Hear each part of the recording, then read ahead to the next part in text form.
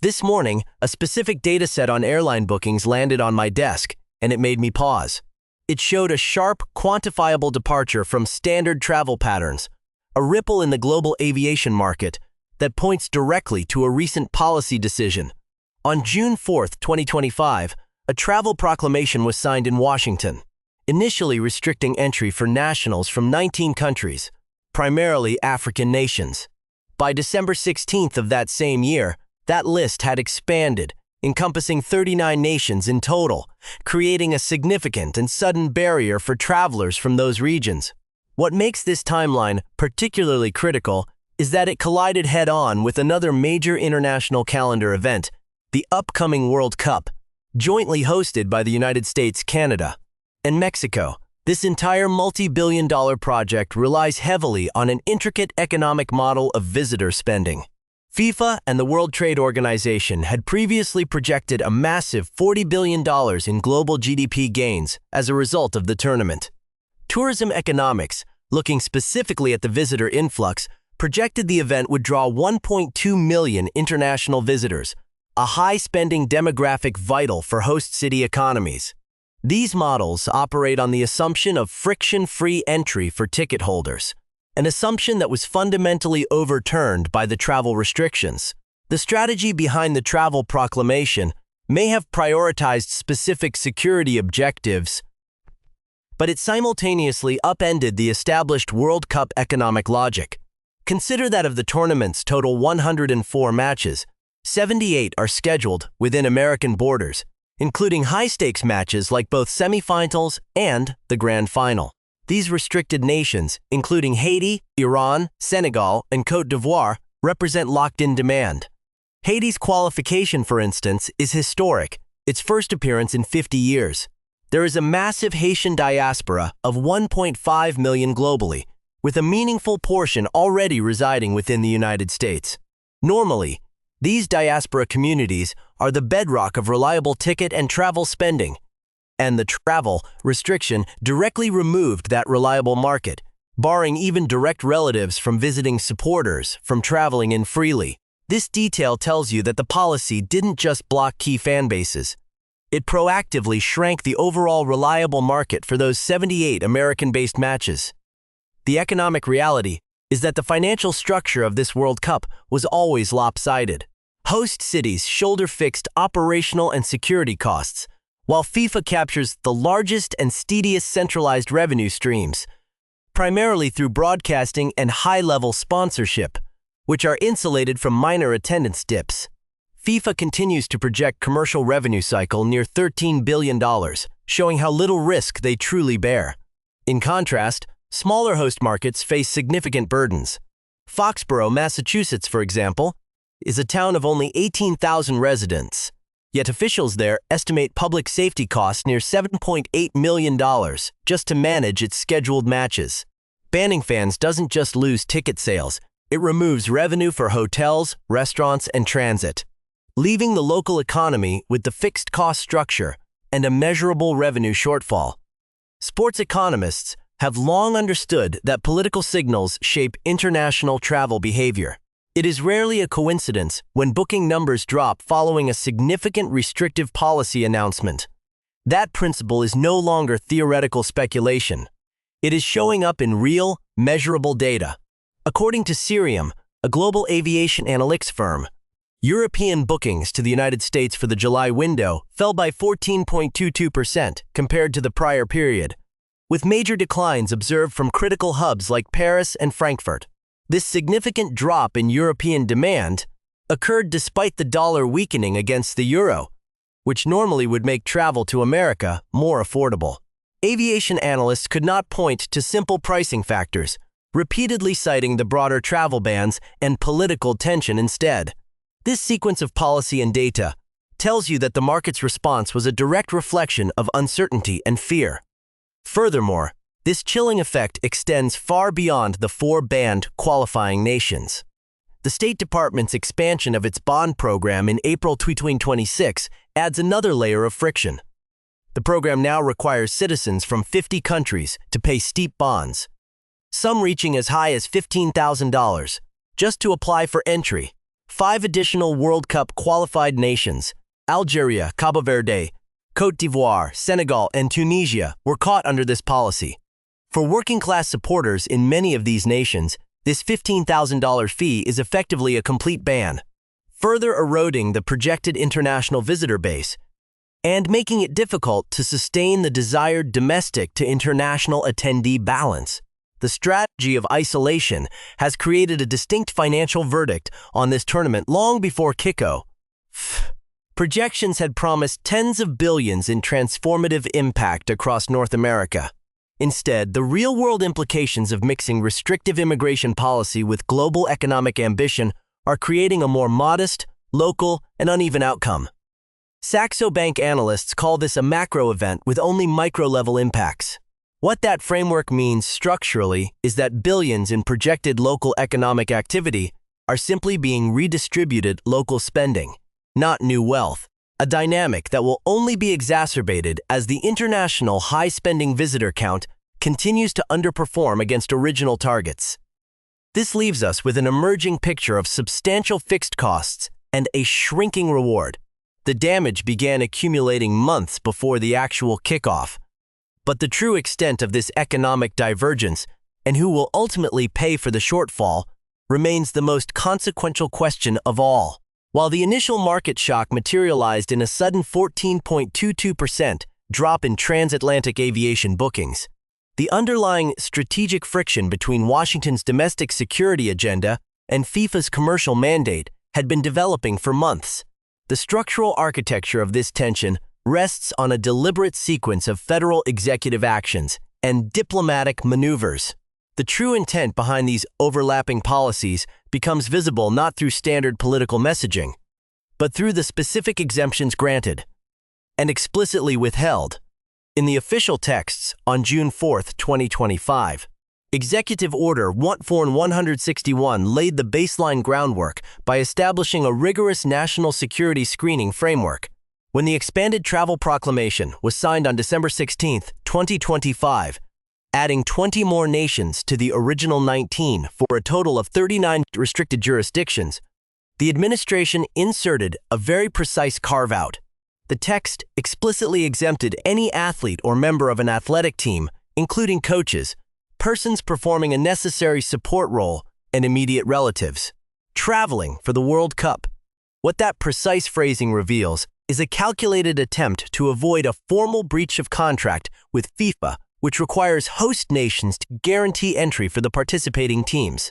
By protecting the athletes while completely barring ordinary ticket-holding citizens from the same nations, Washington effectively separated the sporting spectacle from the global populace that funds it, demonstrating that security priorities would actively dictate the limits of international commerce. www.americanimmigrationcouncil.org. This distinction between the athletic elite and the working-class supporter was further institutionalized through the administration's handling of the visa backlog. In November 2025, the State Department launched the FIFA Pass program, designed to fast-track consular interviews for international ticket holders. However, a departmental fact sheet quietly noted that the programs merely streamlined the scheduling process and did not alter baseline vetting standards, meaning applicants from flagged nations remained subject to extreme scrutiny or outright denial. That operational detail tells you the program was a public relations mechanism meant to project cooperation, while the structural barriers remained entirely intact. The policy framework systematically favored wealthy or highly institutionalized travelers, while cutting off the broader organic fan base. Forumtogether.org. The strategic friction reached a critical point in June 2026, when the abstract legal language of the proclamations met the raw reality of international border enforcement. While the Iranian national football team was ultimately granted entry to the United States under the strict athlete exemption, state media in Tehran confirmed that at least 15 senior coaching staff, technical analysts, and managerial officials were flatly denied entry permits. What this execution of the policy reveals is a deliberate choice to use administrative friction as a tool of geopolitical pressure, disrupting the operational capacity of a foreign adversary's sports delegation. This aggressive enforcement signaled to the international community that the United States would not suspend its geopolitical calculations for the sake of global sporting harmony. Wikipedia.org.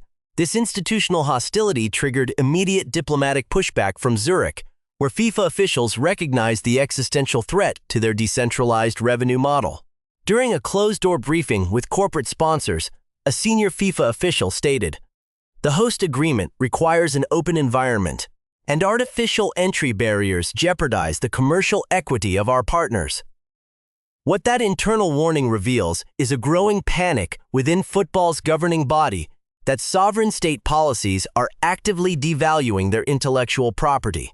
This institutional rift means that future mega-event hosting agreements will likely include binding, non-negotiable legal clauses regarding visa guarantees, fundamentally shifting the balance of power between international sports cartels and sovereign host governments.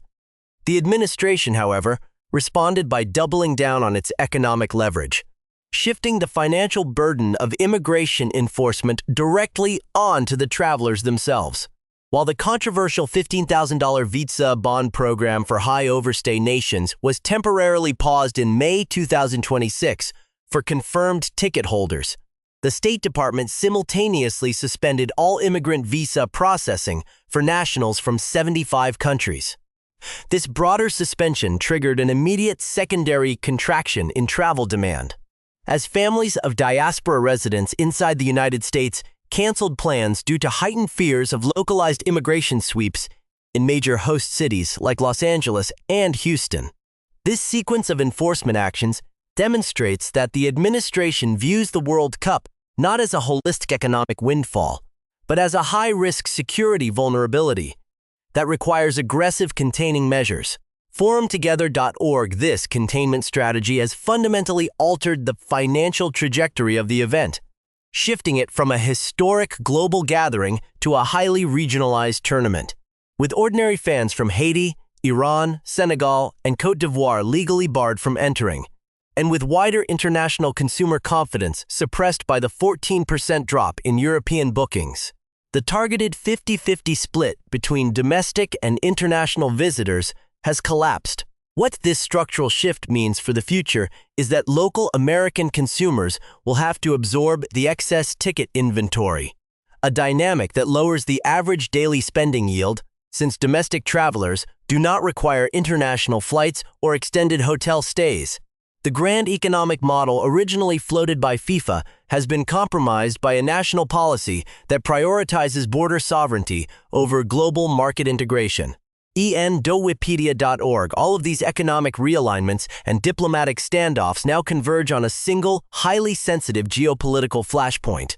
With the group stage matches set to begin, the immediate focus narrows entirely to how the United States government will handle the arrival of independent, non-accredited journalists and media technicians from the 39 restricted nations who managed to secure visas prior to the January 1st deadline, but are now facing intense secondary inspection at major ports of entry.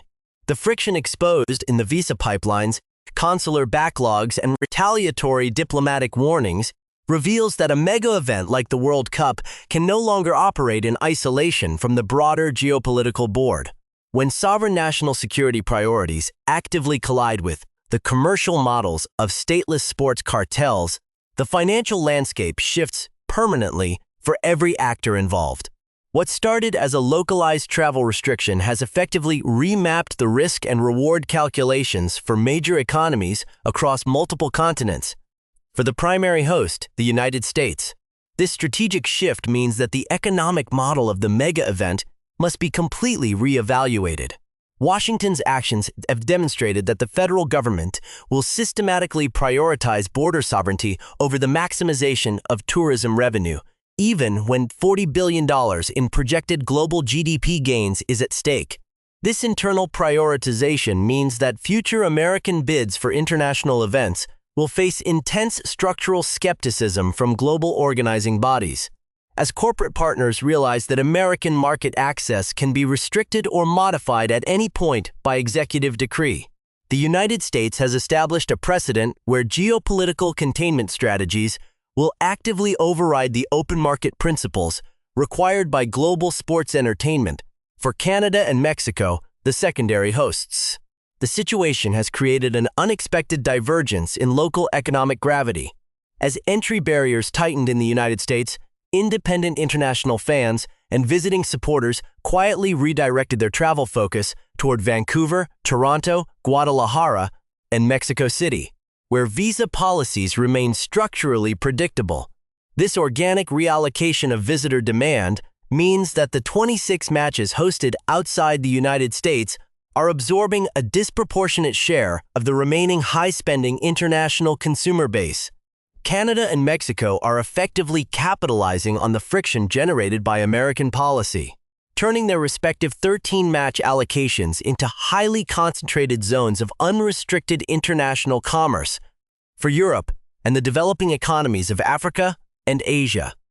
This structural fragmentation forces a deep shift in how these nations project soft power and commercial influence. The 14.22% drop in transatlantic bookings from major European hubs like Paris and Frankfurt demonstrates that corporate hospitality and consumer travel behave as direct barometers of political predictability. For qualifying nations across West Africa and the Middle East, the financial barriers imposed by the $15,000 visa bond program have accelerated calls for the decentralization of global sports governance. These regional economic blocs are now looking toward alternative diplomatic and commercial formats, questioning whether future participation in Western-hosted tournaments remains a viable investment for their national sporting bodies. The single most important takeaway from this entire development is that the era of frictionless global mega events is over, replaced by a fragmented landscape where politics permanently dictates the limits of economic optimization. This tournament has proven that billions in projected revenue cannot materialize when national immigration policies actively dismantle the consumer base required to generate it. The overarching pattern reveals that global integration is no longer a guaranteed default. It is a highly conditional privilege subject to sudden sovereign intervention. When the financial history of this period is fully tallied, it will show that the real cost of borders is measured not in the security apparatus built to maintain them, but in the massive, guaranteed market demand that quietly disappears when they are closed. This structural transformation now leaves the international community watching a definitive test case of sovereign power versus corporate leverage. As the final matches of the tournament approach and host cities prepare to calculate the permanent multi